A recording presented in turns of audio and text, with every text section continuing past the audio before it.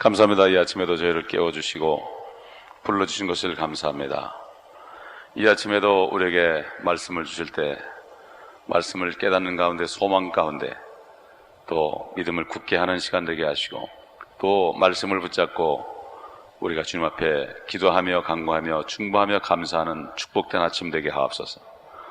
성령의 기름 부음을 통하여 오늘도 우리가 깨닫는 시간 되게 하시고 지혜와 계시의 영을 우리에게 충만히 부어 주옵소서. 우리 주 예수 그리스도의 이름으로 감사하며 간청하며 기도하옵나이다. 아멘. 출애굽기 32장 30절부터 보겠습니다. 출애굽기 32장 30절부터 보겠습니다. 이튿날 모세가 백성에게 말하기를 너희가 큰 죄를 지었도다. 내가 이제 주께로 올라가리니 혹시 내가 너희 죄를 위해 속죄할 수 있을까 함이라 하고, 모세가 주께로 돌아와서 말하기를 이 백성이 큰 죄를 지었고 자기들에게 금으로 신들을 만들었나이다. 지금이라도 주께서 그들의 죄를 용서하시기를 원하나이다. 만일 그렇게 하지 않으시려거든 간과하오니 주께서 기록하신 주의 책에서 나를 지워버리소서 하니, 주께서 모세에게 말씀하시기를 나를 거역하여 죄를 지은 자는 누구라도 내가 그를 나의 책에서 지워버리리라. 그러므로 이제 가서 내가 네게 말한 장소로 백성을 인도하라. 보라, 내 천사가 네 앞에 가리라. 그럼에도 내가 감찰하는 날에는 내가 그들의 죄에 대해 그들을 감찰하리라 하시니라. 주께서 백성에게 재앙을 내리시니 이는 그들이 아론이 만든 송아지를 만들었습니다. 여기 지금 속죄라는 말이 나옵니다.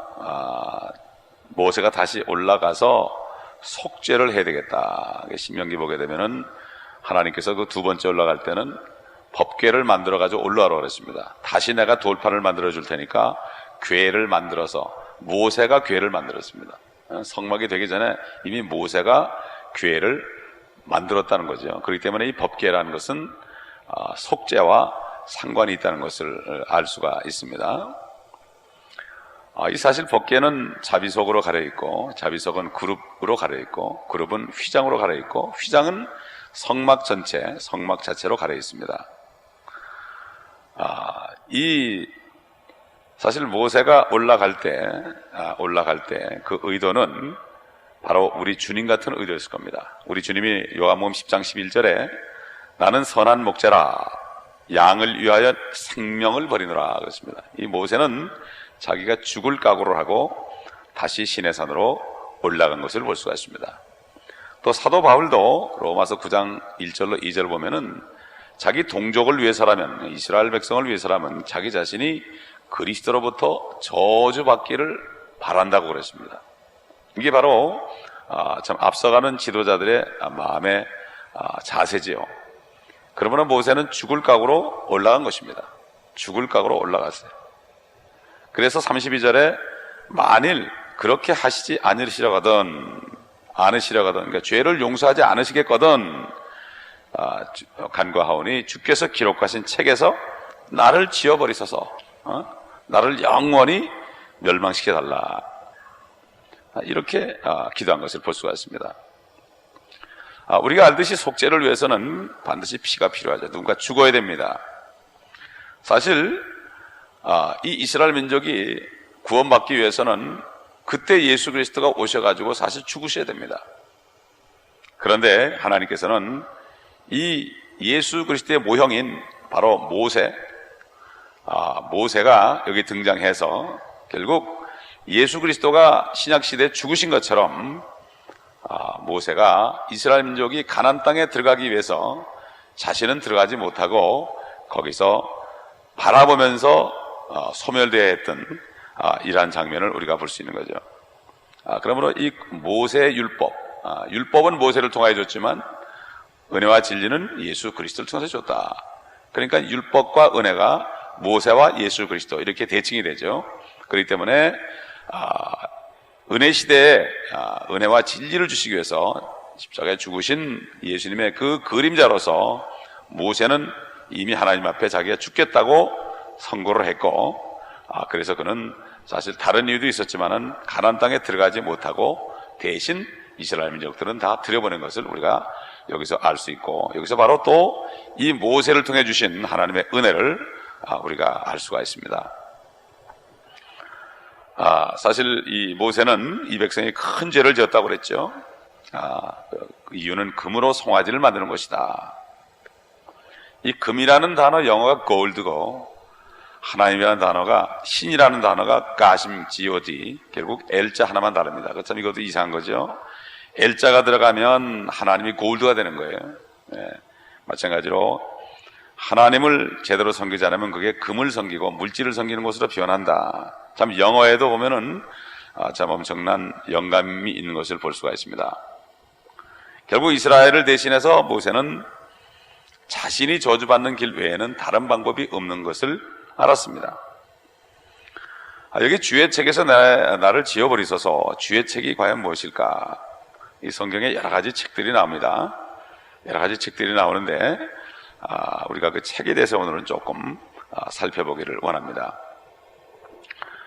특별히 이제 그 내용이 기록된 것이 알려진 책들이 여러 가지 있는데, 첫째로 출애굽기 17장 14절 보면은 주님께서 모세에게 그 아말렉을 멸망시킨 그러한 그 전쟁의 역사책을 기록해서 여호수아의 귀에 계속 테풀에서 들려주고, 아말렉의 기억을 완전히 내가 없앨 것이다 하는 것을 알려주라, 이렇게 참 아말렉과 전쟁한 그 기록의 책을 여호수아의 귀에 들려주라, 그런 책을 만든 적이 있고, 또 민수기 5장 23절을 보면은 아내가 부정한 짓을 했다고 했을 때 제사장에게 가서 그가 부정하지 않다는 것을 증명하기 위해서 그 제사장은 그 여인이 만약 부정한 짓을 했을 경우에 받을 저주들을 다 책에다 써서 기록하도록 했습니다. 그래서 정말 그 여인이 부정한 혐의가 있으면 그 저주를 다 받게 됐고, 그렇지 않으면 받지 않는 이러한 일이 있었고요. 신명기 17장 18절 보면은 율법서, 그가 자신의 보좌의 왕국에 앉으면 그는 레위인 제사장들 앞에 있는 책에서 이 율법서 한 권을 베끼라. 율법서 한 권을 베끼라. 율법서가 나오고, 또 여호수아 24장 26절에 보면은 여호수아가 이 모든 말씀을 율법책에 기록하고 큰 돌을 취하여 거기 성소 옆에 있는 상수리나무 아래다 세우더라. 율법책이라는 또 말도 나오고, 이렇게 여러 가지 책들이 나옵니다. 여러 가지 책들이 나와요. 그리고 어떤 책은 그 분명히 누가 기록한 책이다.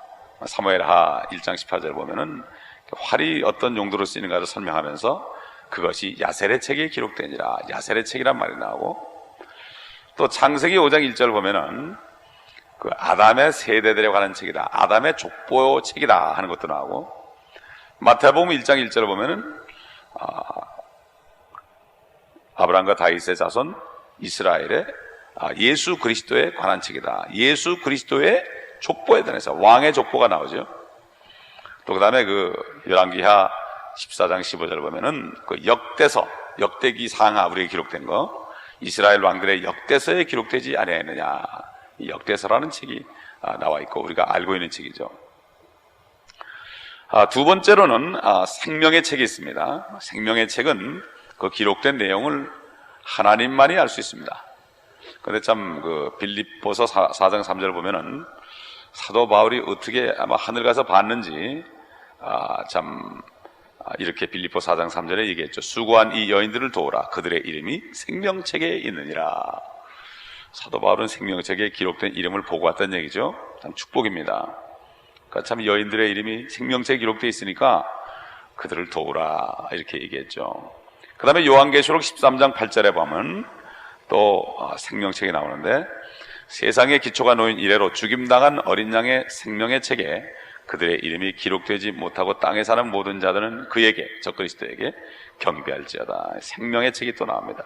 생명의 책에 기록되지 못한 사람은 결국은 다 이 땅에 남아서 그에게 경배가 되는 거죠.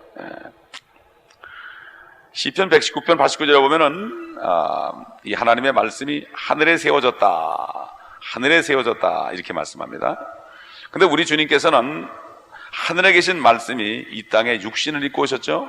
그런데 참 신비로운 것은 뭔가 하면은 요한복음 3장 13절에 이렇게 말씀했죠. 하늘에서 내려오니 곧 하늘에 있는 인자 외에는 아무도 하늘에 올라간 자가 없느니라.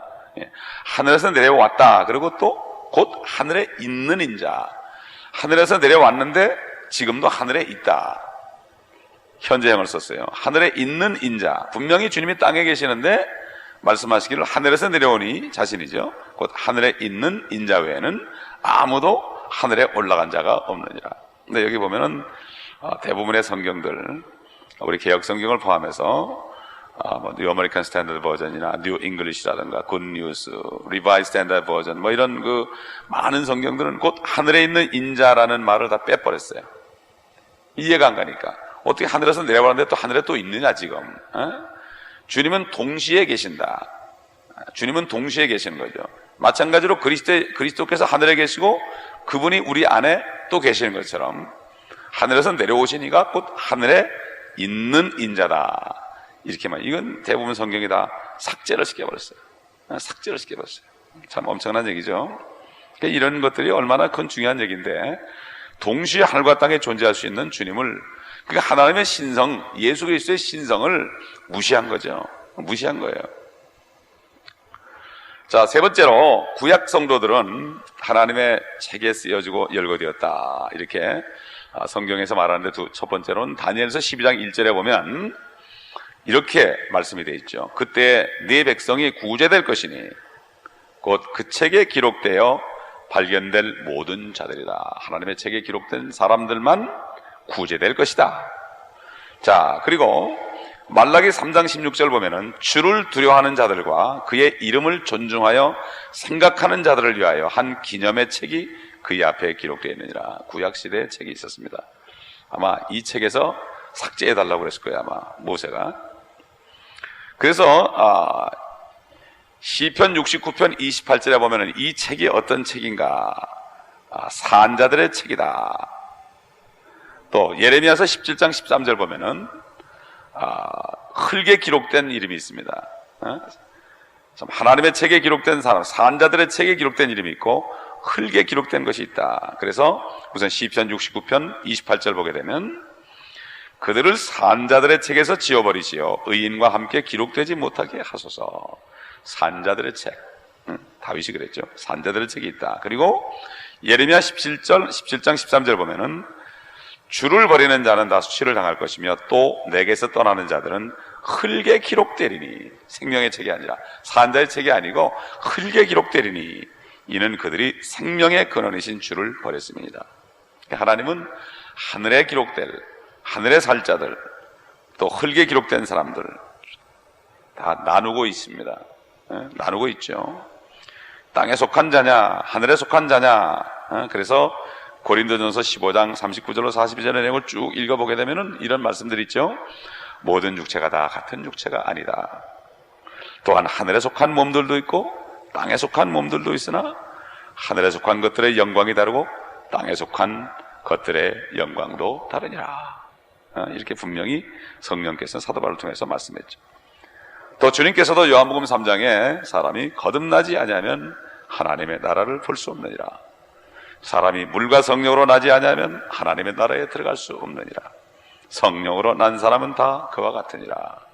바람이 어디서 불어 어디서 오는 것지 알지 못하는 것처럼 성령으로 난 사람은 다 그렇다. 이렇게 말씀했죠.